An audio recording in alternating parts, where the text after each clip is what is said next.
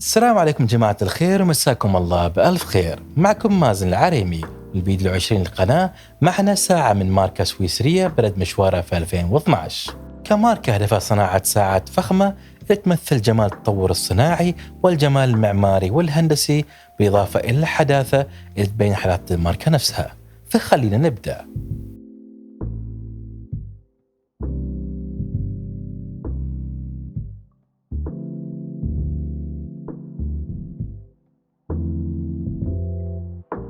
ساعتنا اليوم هي 7 Friday T3/01.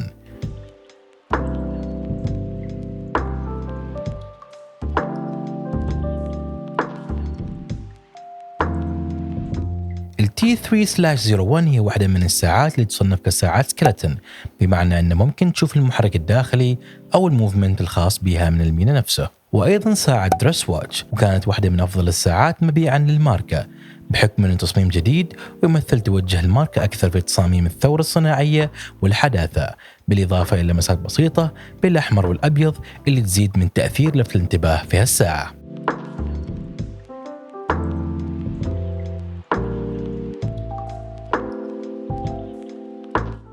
جسم الساعة مصنوع من فولاذ 316L اللي معروف بصلابته ومقاومته للصدى والعوامل الطبيعية أيضا. ومعالج بثلاث طبقات: طبقة معالجة بالتلميع العالي، وطبقة معالجة بطريقة البرشنج، والطبقة الأخيرة معالجة بالنصف بالرمل أو الساند بلاست. الزجاج الأمامي للساعة مصنوع من الزجاج المعدني، وحزام الساعة مصنوع من جلد العجل.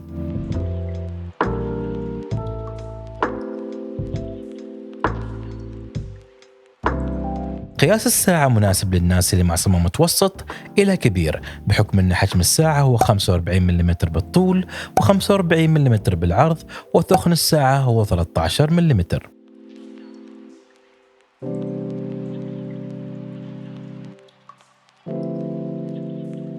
مع أن الماركة سويسرية، لكنها تعتز بنجاحها في شراكاتها مع دولتين إضافيتين، مما يجعلهم شغالين على معيار عالمي. وهالشيء وصلنا لمحرك الساعة اللي هو ال NH70 التابع لشركة سيكو اليابانية، والمعروف أنها المحرك استعمل استعراض جماليات الدقة والمهارة في العمل في عالم صناعة الساعات بسعر معقول.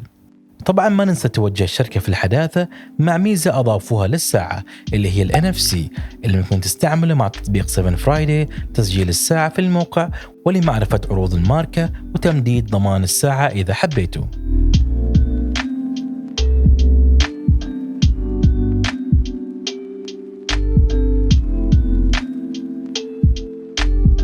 وفي الأخير مثل ما ذكرنا قبل، الساعة هذه ساعة دريس واتش تنفع لللبس الرسمي والاطلاعات والكشخة، وما تنفع للنشاطات الرياضية بحكم أن مقاومة الماء فيها هو 30 متر فقط.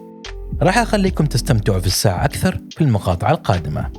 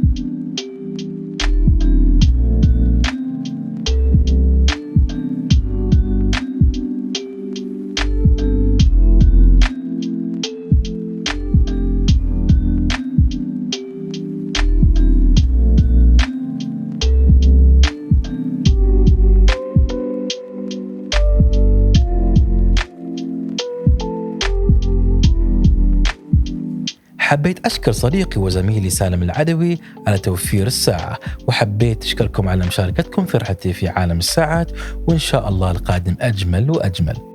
وإذا حبيتوا هالمحتوى شاركوا مع أصحابكم وأحبائكم، لا تنسوا تتابعوني على الإنستغرام والتيك توك، وراح أشوفكم في الفيديو الجاي. سلام.